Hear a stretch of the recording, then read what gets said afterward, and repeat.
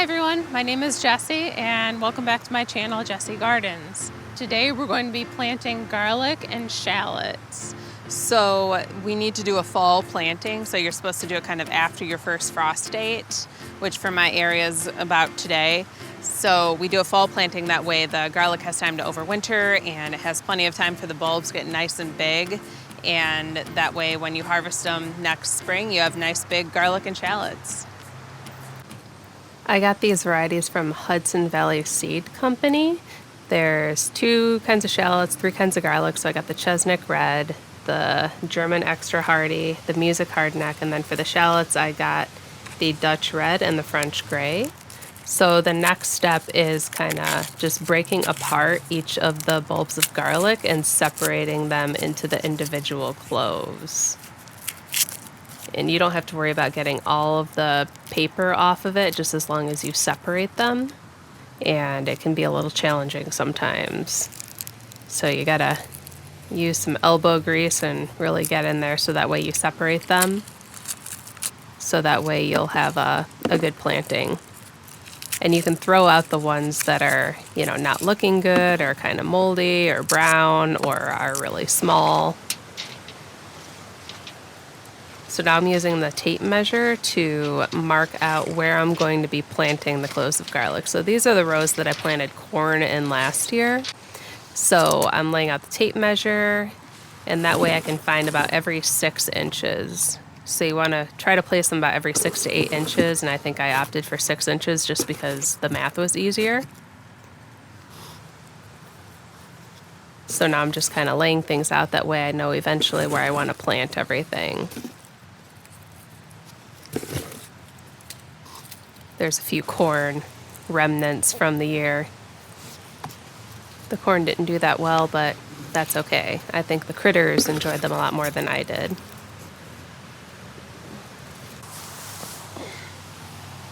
Now you take your little shovel or whatever you got, kind of dig the ground. They should be about 1 to 3 inches into the ground. And it's important that you place it so that the root side is down and the pointy side is towards the sky, because that's where the garlic is going to sprout from. So you want to make sure you're putting it in the right direction.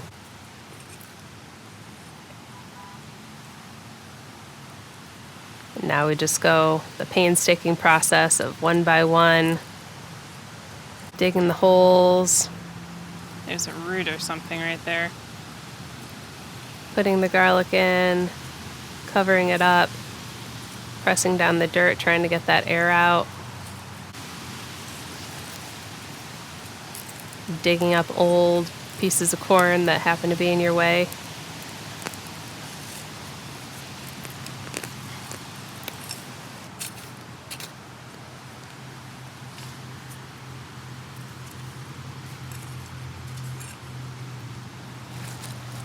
Okay, we got the garlic in the ground. Everything's all evenly spaced out.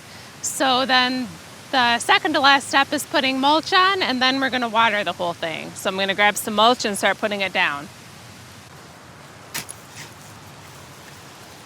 So one of the things you want to keep in mind when you're choosing what garlic to choose for your area is what kind of climate you live in. So because I live in a colder climate with a very definitive winter, I opted for the hardneck garlic because that requires a cold season in order to grow.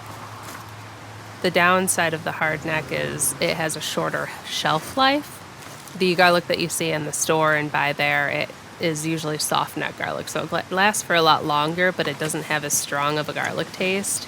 And for those of us in a more wintry climate, it's not really optimal for our climates. And after you get things planted, putting that mulch down, not only will that kind of protect your garlic from critters and other little creatures that want to nibble on it, but it also creates insulation for the winter. That way it won't get super cold. So about 3 to 5 inches of mulch should be more than enough. And just make sure that whatever mulch you use doesn't have any black walnut in it, because that can inhibit growth.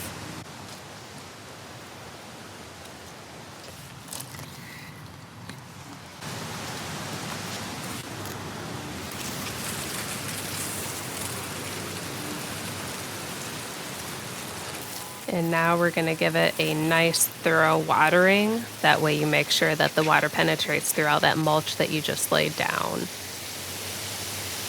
All right, now everything's watered and I'm just gonna plant the rest of the things, keeping careful track of what I plant where, because that tends to be my greatest weakness, is keeping track of what goes where.